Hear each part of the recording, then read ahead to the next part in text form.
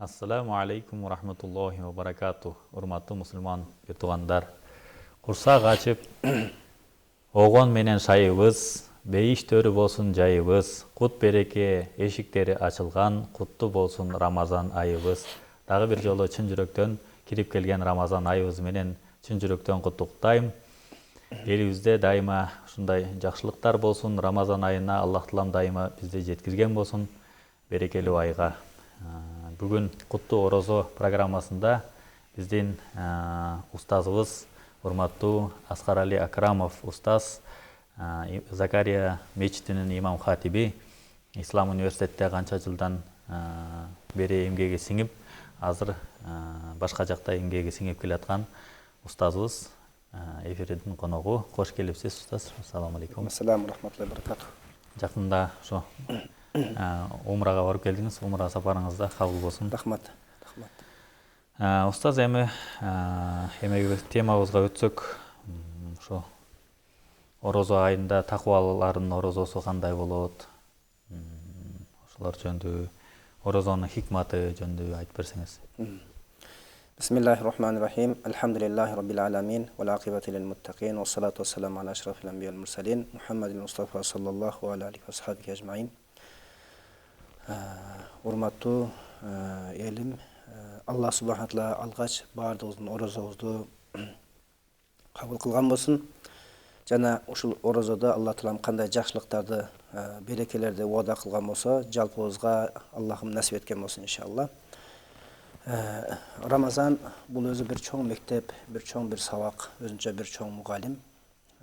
Ошондуктан баардыгыбыз ушул Рамазанда үйрөнө турган нерселерибиз абдан көп. Башка айларда, башка учурларда жетише албаган нерселерге ушул Рамазан айында жетишүүгө мүмкүнчүлүк бар экен да.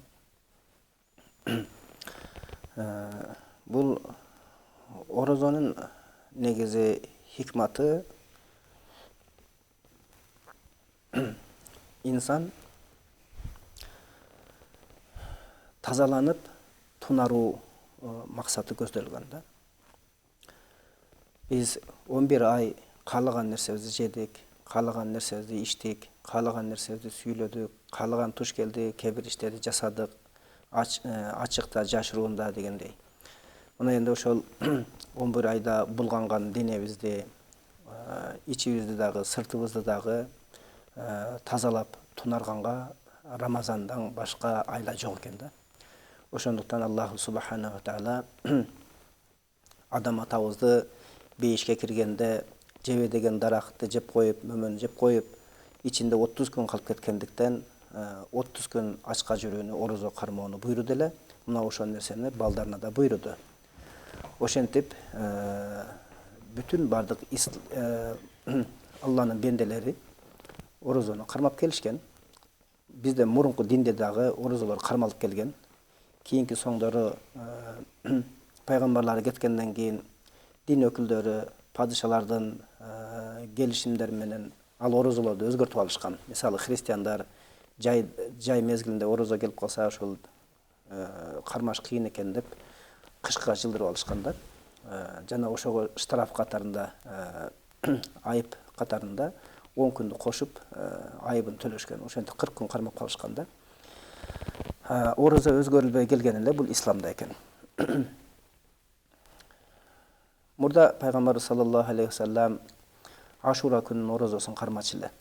Сахабалар дагы ошону кармашат эле.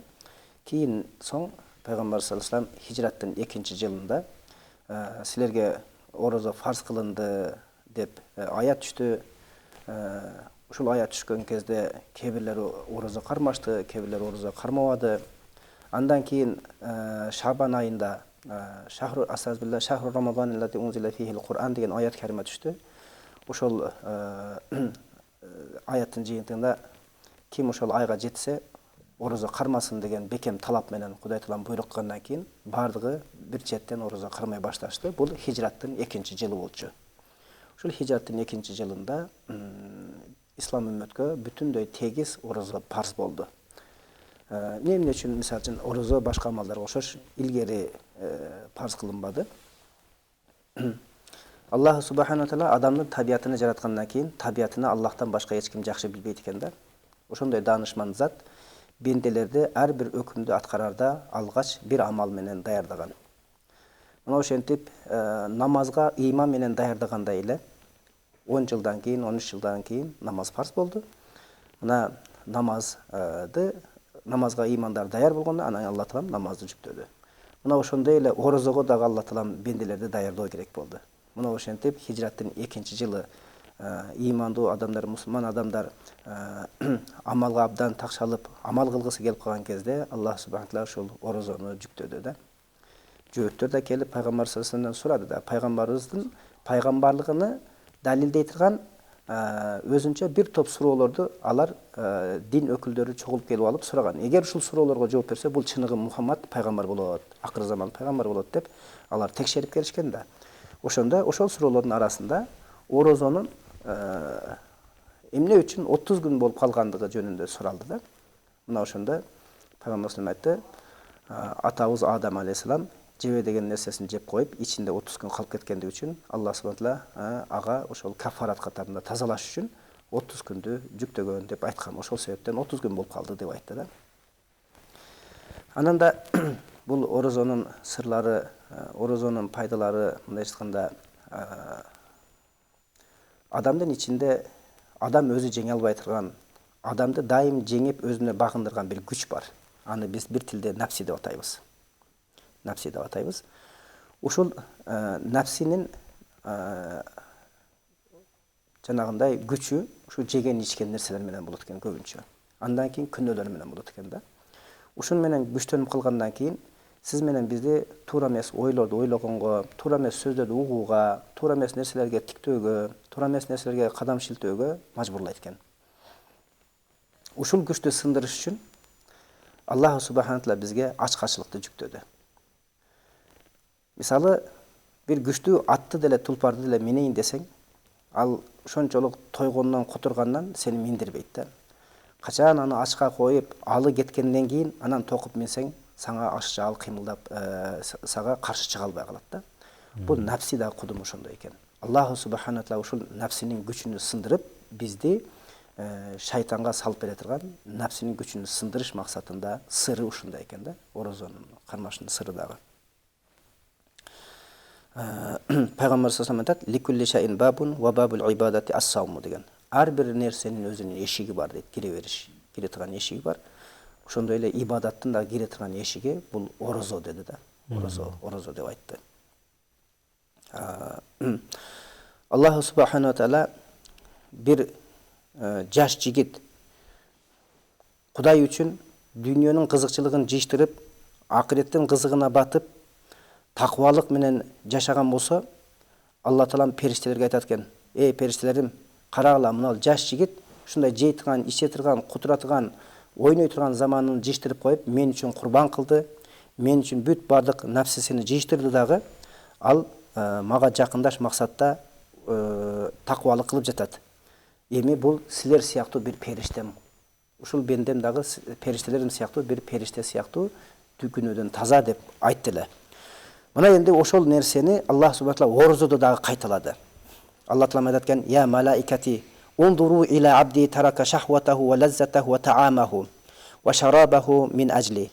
Эй периштелерим, карагыла, мына орозо туткан адамдарды карасаңар.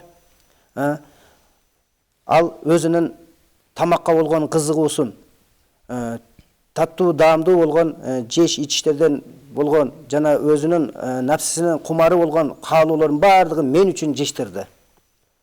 Карагыла, энди менин Кудайым буйруса, эмди мен ушул бендемди сыйлыгын өзүм беремин, башка бир нерселер менен бербеймин. Бул мааниси ана адзибихи дегендин мааниси, бир да периштелер Аллах Тааланын ошол орозо туткан адамды эмне менен сыйларын ушу күнгө чейин билишпейт экен, кыямат күнгө чейин билишпейт экен да. Алланын ушундай жакын периштелери дагы бул тууралуу кабары жок экен. Бул ана адзибихи деп Алла Таала орозону мен үчүн кармады, анын сыйлыгын өзүм берем деген сөз өтө бир чоң хикматтуу, өтө бир чоң философиялык сөз экен да. Муну башка пайгамбарлар дагы билбейт экен, бунун акыйкатыны периштелер да билбейт экен. Кандай сый көрсөтөрүнү Аллах субхана тағала өзү гана билет экен да. Ошондой Аллах үчүн жеген ичкен жыйштырган адамга ошондой сый көрсөтөт экен.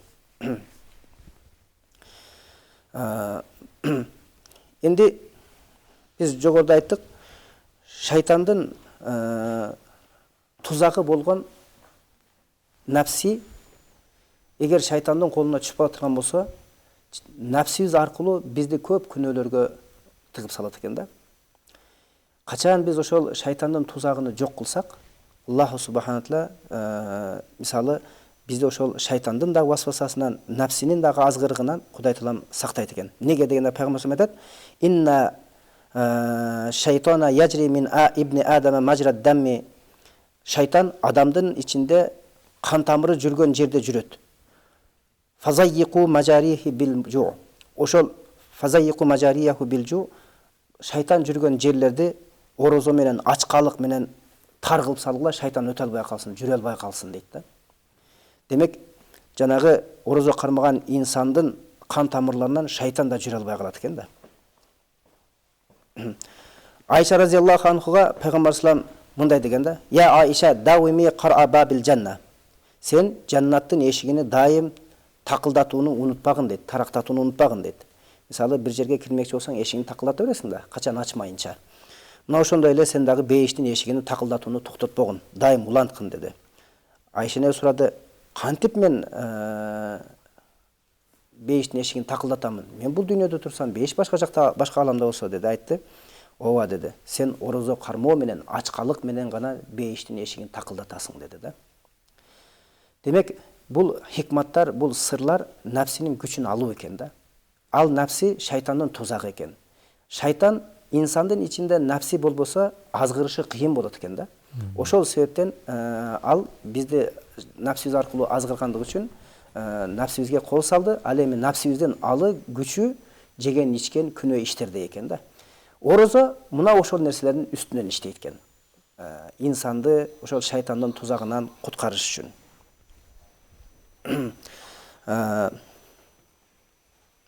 Айтат Пайгамбар саллаллаху нәпси үчүн ачкалык. Кудду жанагы чагылган күн күңгүрөйт го. Кудум ошондой дейт. Ал эми канаат жамгырап келген булут сыяктуу дейт. Экөө чогуу болсо дейт, жамгыр сөзсүз жайт дейт. Алланын рахматы жайт дейт да. Ана нәпси дагы ошол ачкалыктан, ошол чагылгандан корккондой коркот экен. Ал эми канаат болсо ага Алланын рахматын алып келген, жакшылыгын алып келген, жамгыр сымал жакшы бир касиет алып келе турган сыпат экен да. Ошол демек ачкалыктын аркасынан каниет келет экен да, иншалла. Жана сиз жогоруда айттыңыз, орозонун түрлөрү жөнүндө айттыңыз, орозолордун түрлөрү кандай болот деп. Орозолор Рамазан айы биздин динде 3кө бөлүндү. Рамазан айда негизи орозо кармаш деп айтайлык, Рамазанга тиешеси жок. Орозо 3 түрдүү экен да. Жалпы карапайым элдердин орозосу дейлет. Булар жеген, ичкен, анан аялынан тыйылуу менен орозо болот алардыкы. Андан кийин хавас деп коет, мындай өзгөчө инсандар, Аллах Тааланын өзгөчө бенделери деп айтылат. Булардын орозосу кулакты, көздү, тилди, кол, бут жана башка мүчөлөрдү баардыгын күнөөлөрдөн сактоо менен болот да. Күнөөлөр менен сактоо менен болот. Бул олия пенделердин, салихтердин орозосу деп айтылат. Ал эми ошол өзгөчөлөрдүн, өзгөчө бенделердин ичинен дагы да өзгөчө бенделер бар экен. Алар пайгамбарлар, сиддиктер жана мукарраб Аллахтын жакын бенделери. Алардын орозосу жүрөктү сактоо экен. Аллахтын зикиринен башка, Аллахтын фикиринен башка нерседен жүрөктү сактоо экен да. Пайгамбар саллаллаху алейхи ва саллям Пайгамбар саллаллаху алейхи ва саллям арбабул кулуб дейт. Ойлалар айткан экен. Ман тахарракат химматуху бит-тасарруфи фи нахарихи ли-тадбири ма юфтиру алейхи кутиба алейхи хатиатун. Ана Кутул кулуб деген китепте келтирилиптир. Кимдин ою күндүзүндө кичине бир кечки ифтарлыкка бир тамак чогултуп алсам болот экен деген ою кеткен болсо, жүрөгүнөн ою качкан болсо, ага күнөө жазылат дейт. Бул жана жогорудагы 3-топ адамдардыкы. өзгөчөлөрдүн ичинен дагы да өзгөчө бенделер болгон пайгамбарлар, сыддыктар, мукарраптардын эмелери жүрөгү ошондой ачка калса дагы оокат менен өзү менен алек болбойт экен. Алладан башка нерсе менен байланыш түзбөйт экен да. Мына эгерде ошондой жүрөктөрүнү мисалы үчүн көбүрөөк мөөнөт ошондой жеген ичкенге жана башка дүйнөдөгү жашоого керектүү болгон нерселерге жүрөгү алаксып кала турган болсо, чалгып кала турган болсо, орозосу бузулат дейт. Тиги жана ойлалардын салихтердин орозосу болсо, ушак угуп калса, же болсо тили менен бир жаман нерсени сүйлөп калса, же колу менен жаман нерсени кармап калса, кыскасы көзү менен тиктебеген нерсени тиктеп карап кое турган болсо, алардын орозосу бузулуп калат экен да. Ошентип орозо 3кө бөлүнөт дейт. Эndi аалымдар ушул жерде айтат, салихтердин орозосун кеңири баяндап кетиптир. Газзул басар ва каффихи анил иттисаи фин назари ила кулли ма юзаму ва юкраху ва ила кулли ма юшгилул калба ва юлхи ан зикриллахи азза ва жалла. Көздү сактоо деген ушул нерседен турат дейт. Ар бир нерсеге алаңдап көз алайтып тиктебеш керек экен. Шарият жемелеген, шарият жактырбаган нерселерге назар салбаш керек экен. Жана жүрөктү чалгытып, Алланын зикиринен тосуп кое турган нерселерге дагы назар салып, көздү назарын сакташ керек экен. Хадисте келет, пайгамбарыбыз айтат: "Ан-надарату сахмун масмумун мин сихами иблис." Ошол шарият тыюу салган нерселерге назар салыш, же шарият жемелеген нерселерге тиктеш, бул шайтан тараптан атылган уулуу ок дейт. Мисалы үчүн бир инсанды өлтүрсө, жанын учуна, жанын огунун учуна ууну сүркөптүрүп, андан кийин атат эле, ошо менен адам өлөт эле алыстагы. Бул шайтан алейхиланатта бир инсанды жолдон уруш үчүн ошол биздин бир тиктен бир назарыбыз менен бизди уулайт экен да. Ва ман таракаха хауфан миналлахи атаху Аллаху таала иманан яжиду халаватаху фил қалб. Ким ошондой учурда, ошондой нерсеге кабылып калса, кокусунан эле бир тиктебе деген нерсени тиктеп калды да. Кийин ошол нерсени сезип калып, өзүнү токтотуп, Кудайдан коркуп, көзүн тартса, ал жүрөгүндө имандын даамын ошондо татат дейт. Имандын даамы ошол убакта жүрөгүнө келет экен да. Экинчисинде тилди сактоо деди. Тилди жаман сөздөрдөн, уятсыз сөздөрдөн, ушактан, чагымчылыктан, бузукулук, сөгүш, же болсо бир инсандын көңүлүн калтыратырган, же талаш тартыштардан тилди тыюу керек экен. Дайым ошол тилди тилаваты Кур'ан, же болбосо жакшынакай зикирлер менен өткөрүү керек экен да. Суфьян айтат: "Ал-гибату туфсиду саум." Ушак орозону бузат деди. Умар разияллаху анху айтат: "Лайса сияму минат таами ва шараби вахдаху." Орозодо эле силер түшүнбөгүлө. Жеген ичкенден тыйылса эле орозо деп. Лакиннаху минал кизби вал батили вал лагви вал хилфи. Бирок орозо деп силер жалгандан тыйылсаңар, батыл жараксыз нерселерден тыйылсаңар, оюн каралардан жана жалгандан касам ичкендерден тыйылсаңар, мына ошондо аны орозо десе болот деди да. Эки нерсе орозону бузат деп хадисте келет. Бири гыйбат, экинчиси жалган деди. Пайгамбар саллаллаху алейхи айтат: "Иннама сауму джуннатун." Орозо бул силер үчүн калкан, дозок отунан калкан деди. "Фа иза кана ахадукум саиман фала ярфус вала яжхал." Эгер силердин бирөөңөр орозо кармаган болсо, оозуна жаман сөздөрдү албасын, бирөөлөр менен надандык кылып сөгүшпөсүн дейт. Ва ин имруун каталаху авшатамаху. Эгер бир киши аны менен жакалашып, урушмакчы болуп же сөгүшүп кетсе, айтсын: "Инни саимун, инни саимун." Мен орозомун, кечирип коюңуз, мен орозомун деп жооп берсин деди да. Пайгамбар саллаллаху алейхи заманында эки аял ачкачылыктан, суусагандыктан, күндүзүн эң акырында ооз ачарга жакын болгон убакытта экөө ушундай кыйналып кеткенден пайгамбарыбызга бир адамды жөнөттү да. Пайгамбарыбыз бизге рухсат берсе, биз ооз ача берсек, кыйналып кеттик деди. Дегенде пайгамбар саллаллаху алейхи вассалам элчиге айтты дагы: "Мына бул идишти бергин дагы, экөө бирден ушул идишке куссун" деди.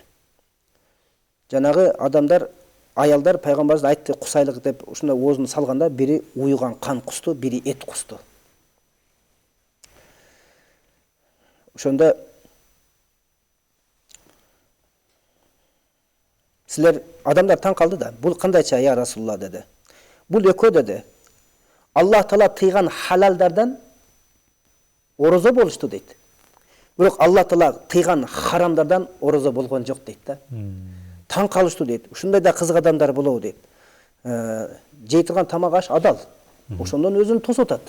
Бирок Аллах Таала харам кылган бирөөнүн этин жебе, бирөөнүн акысына кирбе деп ушактан тыйса, а булар ошол нерсени кылды дейт. Мен силерге можиза катары көрсөткөн себеби кыямат күнгө чейин ушундай бирөөнүн үстүнөн сүйлөсө, же аркасынан ушак гайбат сүйлөсө, ошондой эртең кыямат күндө дагы Алла Таалам шерменде кылып эт кустуруп коюшу ыктымалы бар экен, урматтуу жамаат. Ошондуктан орозодо ушундай немеден тилди сакташ керек экен. Тилди сакташ керек экен.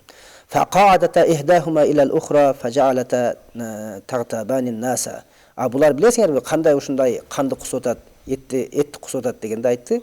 Булар отуруп алып, кечке чейин убакыт өткөрүш үчүн дейт, өткөн адамдардын үстүнө сөз кылып, ошолорду жөн койбой, аларга томбушчу дейт. Мына ошол себептен ушундай болду дейт. Эми үчүнчү ошол каффу сама деди. Кулакты болсо жаман нерселерден, жаман сөздөрдөн сактап калуу. Аллах Таалам харам кылган нерселерден кулакты сактоо деди.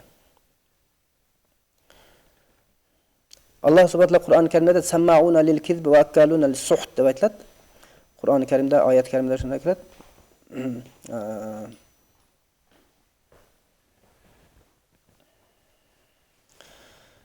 Жалганды сүйлөгөн, жалганга кулак салган, жана ошондой пара, риба жегендер деп Аллах субхана таала ушундай бир жаман бактысыз инсандардын мүнөздөрүн айтып келген. Хадис шарта келет: "Ал-мугтабу вал мустамиуна шарикани фил исми". Ошол гыйбат кылган адам дагы, ушак кылган адам дагы, жана анын жанында ошол ушакка кулак салган адам дагы экөө тең күнөөгө шерик деп айтты да. Ошондуктан орозодо таква болом деген инсан тилини, көзүнү, жана кулагыны сөзсүз сакташ керек экен да. Ал эми төртүнчүсү болсо калган мүчөлөрүн дагы сакташ керек. Колду да, бутту да, мисалы үчүн шарият тыйган нерселерден сакташ керек. Те ифтарга чейин.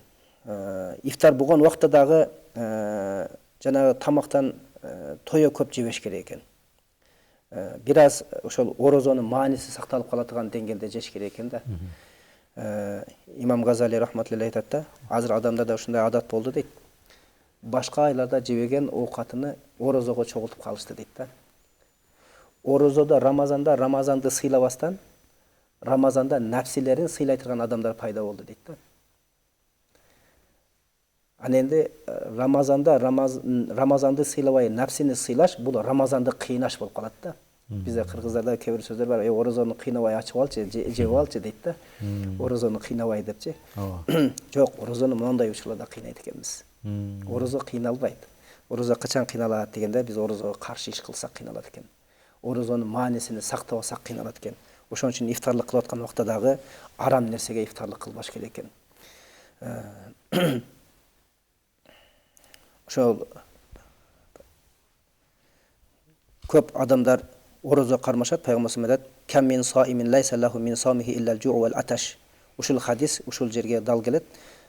Канча деген адамдар бар, орозо кармашат, бирок орозосунан аларга ачкалык менен де суу согуу калат дейт, чаңкоо калат дейт.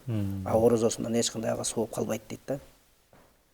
Бунун мааниси кээ бир адамдар айтат, арам менен ифтарлык кылгандыгы үчүн орозосунан ошол ачка калыш менен суу саштан башка эч нерсе калбайт деген мааниси ошол, орозосунан соо албайт дегени. Экинчиси орозо кармашат, бирок ушактан тыйылбайт дейт. Ушак сүйлөгөндөн жана ушак уккандан тыйылбайт дейт. Ошол себептен дагы алардын орозосунан сооп калбайт, ачкалчылык менен суу соо эле калат дейт да. Түшүндүңбү? Үчүнчүсү болсо дене мүчөлөрүнү күнөөлөрдөн токтотпойт экен, тыйбайт экен. Орозо бирок күнөөлөргө шерик болуп жүрөт, же күнөөлөргө күбө болуп жүрөт барып. Өзүн ошо күнөөлөрдөн тоспогондугу үчүн дагы ал адамдын орозосунан ачкачылык менен суу соо гана калат. Орозосунан эчтеке калбайт деп айтты да. Бешинчиси болсо ошол ифтарлык убакытта тамагыны курсак толо жебеш керек экен. Аллах Тааламдын алдында халалдан толуп турган курсактан дагы жаман көрүнгөн курсак жок дейт да. Халал менен толуп алган курсактан дагы жаман курсак жок дейт да. Анткени орозонун максаты бул баягы адамдын өзүнүн напсисини, күчүнү сындыруу болуп атат да. Анан кийин курсагыны кичине болсо да ыплас нажас нерседен таза тутуу болот да. Кудай Тааланын хикматын караңыз. Эми бул жерде улуу сөздөн уят жок. Мисалы, жеген ичкен нерсеңиз сыртыңыздан чыкканда эле жыты мурдуңузду уруп ренжитет адамды. Мисалы да. Анын өзүнүн көрүнүшү башка бир адамдын көзүнө түшүп калса, аны дагы көңүлүн бузуп ренжитет да. Ошол нерсени биз 24 саат жыл бою көтөрүп жүрөбүз да. Кантип анан рухубуз булганбасын, кантип анан кийин жүрөгүбүз булганбасын, анын сасыгы урса, жыты урса. Орозонун максаты ошондой жагымсыз жаман нерседен жүрөктү, рухту кичине болсо дагы сактап калуу экен да. Хоп. Устаз, орозодогу ислам тарыхындагы из калтырган окуяларга да токтоло кетсеңиз, орозо айында кандай ислам тарыхында окуялар болгон? Ислам тарыхында окуялардан мына Талха радияллаху анху бир күнү түш көрөт. Эки дос жөнүндө түш көрөт. Экөө тең пайгамбарыбызга бирдей келип ыйман келтирген достор эле. Экөө тең ушундай көптөгөн согуштарга катышкан киши эле. Пайгамбарыбыз менен жихадтарга катышкан киши эле. Бирөөсү жихадта өлөт, ал киши дайым ошол жихадта өлүшүн сураган. Шончолук таква эле, шончолук берилген киши эле, бирок жихадта өлүп калды. Экинчиси ал жихадта өлгөн жок, бирок андан кийин 1-2 жылдан кийин өттү. Бирок ал жанагы досундай андай эле таква эмес эле. Түшүмдө ойгонсом дейт, мен де жаннаттын астында ошол экөө менен турдум эле дейт. Талха разияллаху анху айтат.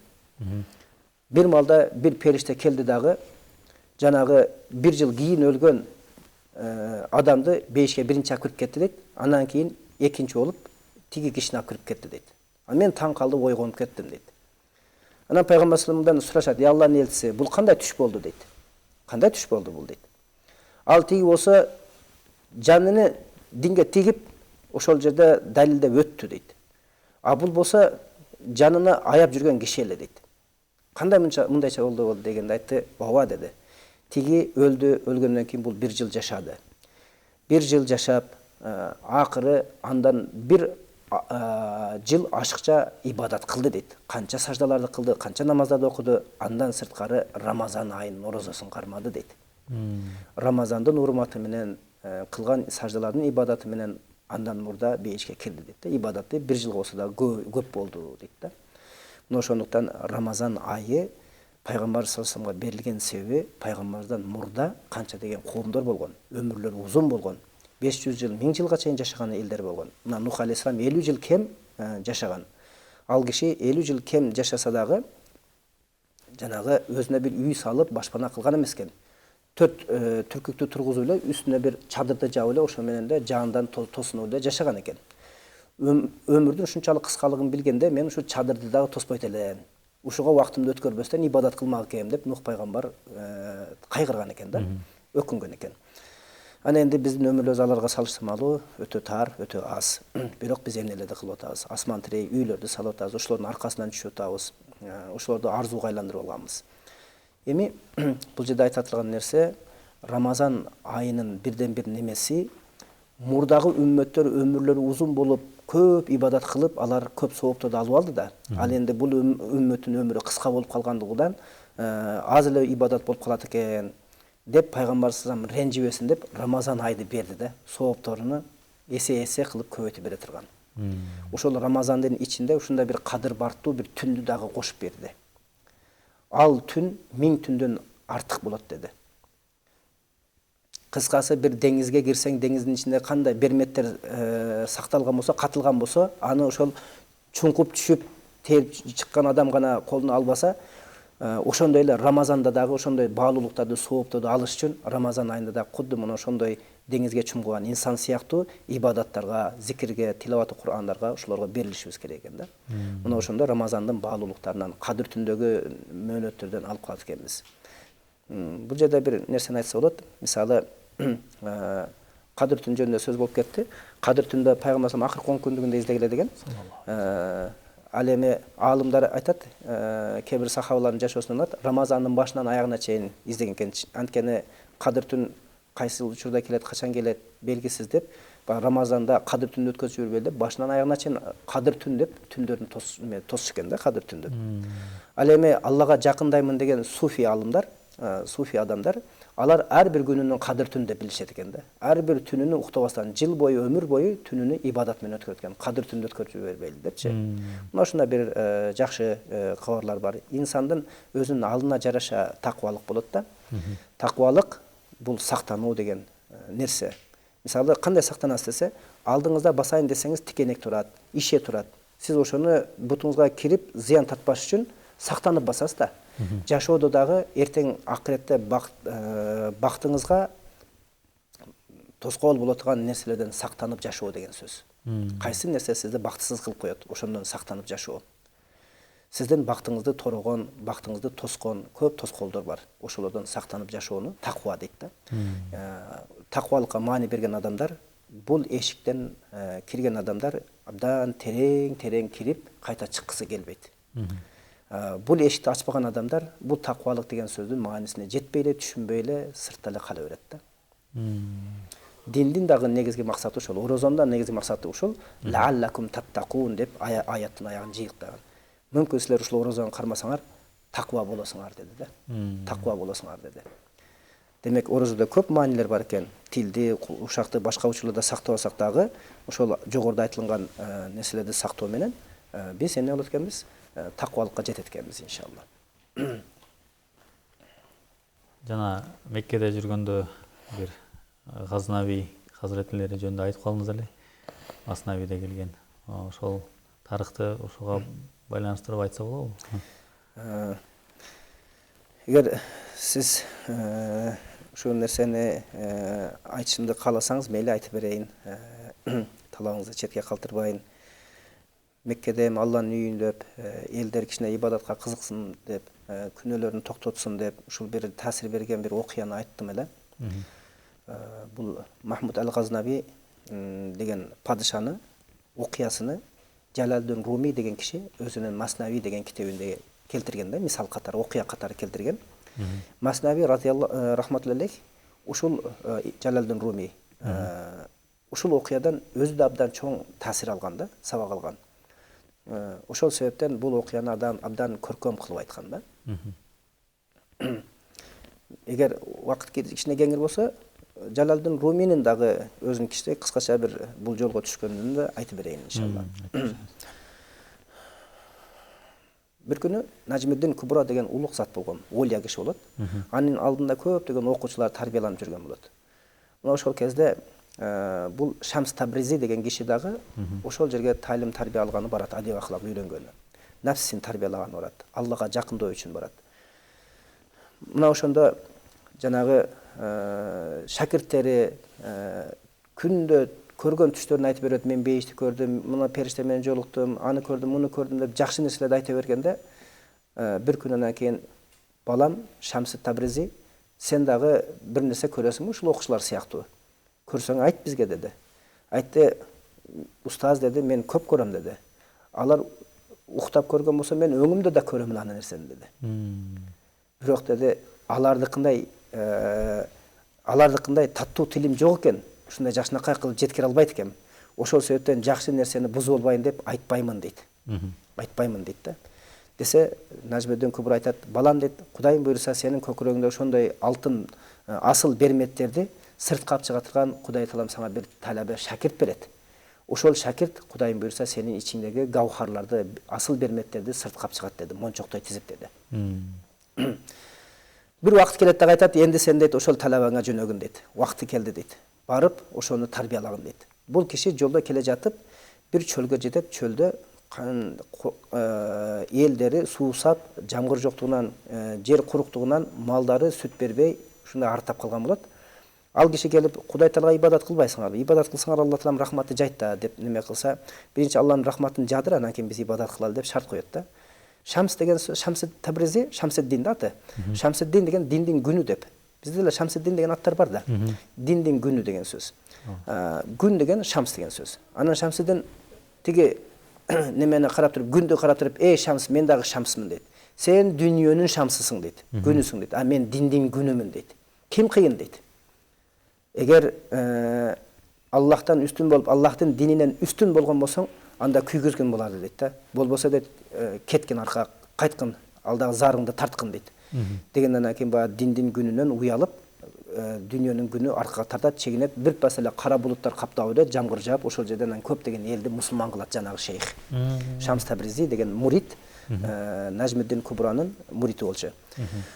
Мына ошентип анан кийин келип баткак жалаң пут келген, жалаң пут жүрөт эле.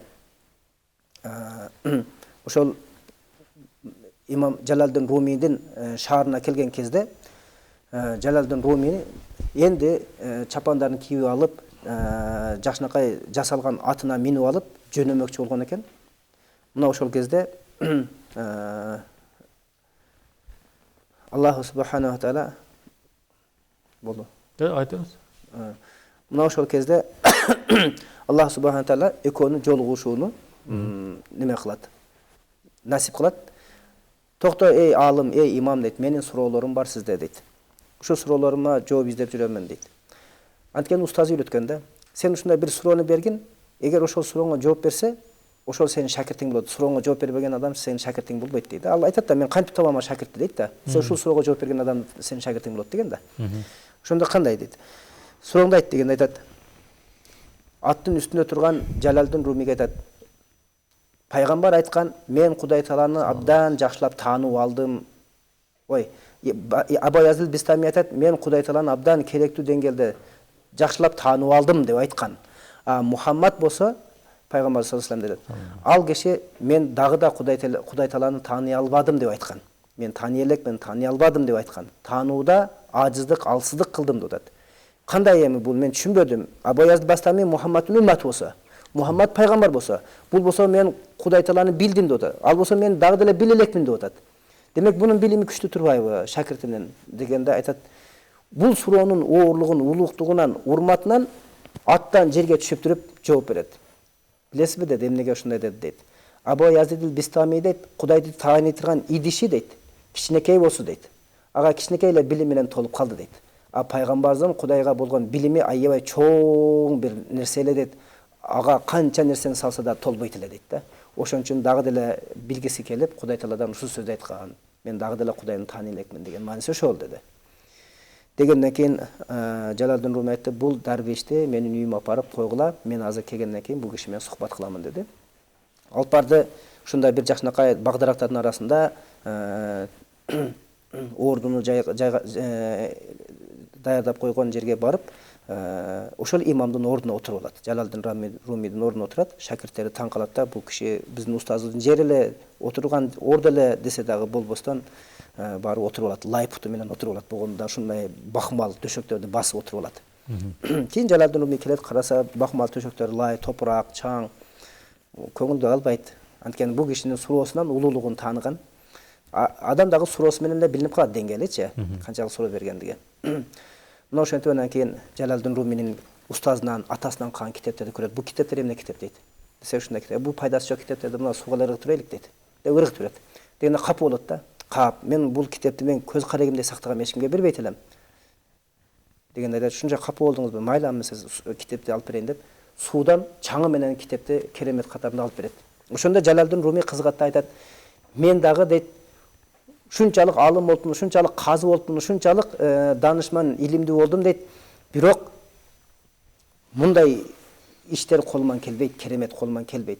Мындай сырларды кайдан табам деди. Айтты, "Бул сырга сен мындай зарбап тонуң менен, мындай сыйың менен жетпейсиң" деди. "Сен напсиңди тарк кылуу менен, напсиңдин каалоосуну, напсиңдин кумарыны чануу менен гана жетесиң" деди. "Мага ушул ишти үйрөтөсүзбү" деди. Айтты, "Ооба, ар бир иштин сыры устазында болот, пиринде болот" деди. "Эгер сен мага мурит болсоң, мен сага үйрөтөмүн" деди. Мына ошондой айтты, 3 шартым барды. Биринчи шартым деди, мына ошол бүт бардык нерселериңди, падышалардан алган нерселериңди элге таркатып бересиң деди. Байлыктарың, дөөлөтүң баарын таркатып бересиң деди. Кыскасы, адам жүрөгү байлыкты да жакшы көрөт. Ошондон анын напси сени ажыратты. Бир сыйра тызылдады. Шунча сый менен келген нерсесини жөнө эле элдерге берип жибериш аябай кыйын экен да. Бул кыйын иш чынында. Экинчиси деди, бүт бардык адамдардан кечирим сурап чыгасың деди. Бардығынан кечирим сурап. Үчүнчүсү деди, базардан 2 челек жаңга каласындагы балдарды чогултасында ким мага таш атса жаңгак беремин деп айтасың деди. Бүт базарда балдар чогултуп алып ошондой кылды. Адамдар таш атты, жаш балдар бүт атты сата берет, жаңгак үчүн ата берет. Көрсө баягы дамыла деген сый, иззат нафс бар эле. Нафсинин немеси бар эле, урматы бар эле. Ошол урматын жам ташбаран кылды. Мына ошондон кийин айтты, энди сен менин 3 шартымды аткардың, энди менин эшигимди ачам сага деди, талабалыкка деди да. Мына ошо киши, о кишинин талим тарбиясын алгандан кийин жанагы Маснави деген китебин жазат. Ошо Маснави деген китебинен жанагы Махмуд ал-Газнавийдин окуясыны келтирет да ошол жерде. Эми бул окуя жөнүндө кийинки немеде айтып берсем кандай болот? Анткени азыр дагы орозочар болуп калды, элди да неме кылбайлык. Эки адам орозо кармаганга 2 сүйүнүч бар дейт. Биринчиси ооза ачып атканда, экинчиси бейиште дейт го. Буюрса азыр мусулман бир туугандарыбыз ушу сүйүнүчтө турат, жакында ооза ачуу. Устаз келип бергениңизге рахмат, Аллах ыраазы болсун. Ушундай элибизге дайыма кызмат кылышып, көп жылдар бою бизге таалим берип жүрүшүңүздү Алла таалам насип кылсын. Элибизге ошол калуу тилек айтып кетсеңиз, орозо айында. Бисмиллахир-рахманир-рахим. Эми мен мына орозо темасы жөнүндө сөйлөгөндөн кийин, орозо жөнүндө эле кеп кеңеш айтайын. Урматтуу эл журтум, сиздердин кыйналып туруп аткан орозоңуздарды уурдай аткан уурлар бар, ошолордон сак болуңуздар. Маанисиз сериалдарды көрүп, убактыңарды өткөргөн болсоңор, орозодо Куран окубастан, анда да сиздер орозоңуздарды уурдаткан болосуздар. Ошондой эле телефондон чыкпай, YouTube жана башка нерселерден өзүңөр кызыккан нерсеге кирип алып, аны менен өмүр өткөргөн болсоңор, убакыт өткөргөн болсоңор, орозоңорду уурдаткан болосуңар. Ошондой эле зериккенден эшикке чыгып бир адам таап алып сүйлөшөйүнчү деп сөз менен, маек менен күндү өткөргөн болсоңор, мында да орозоңорду уурдаткан болосуңар. Ошондой эле аял кишилер кухнядан чыкпай эле, кухняда эле убакыт өткөрүп, тамак жасап, ифтарлык кылам деп, аны менен кухня менен байланып калган болсо, аял кишилер дагы орозосун уурдаткан болот. Эми орозо бир келер экен, аялдарга ошондой бир жакшынакай шарт түзөйлүк. Кухняны кой, орозону карма, такыбалыктын ай экен, сен дагы Кудай Таалага такыба болуп ал, андан көрө Куран окуу деп аялдарыбызга ошол кухня менен орозосун уурдатып билбестен, аялдарыбызды дагы кичинекей таат ибадатка, тилаватул Куранга, зикирге чакырсак, Кудайым буйрса, орозонун алатыган көп сабактар бар. Негизги сабак сабыр, иншалла. Рахмат устаз.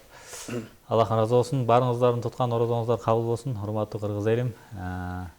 Аллах таалам көптөгөн жакшылыктар менен баарыбызды сыйласын. Ассаламу алейкум ва рахматуллахи ва баракатух.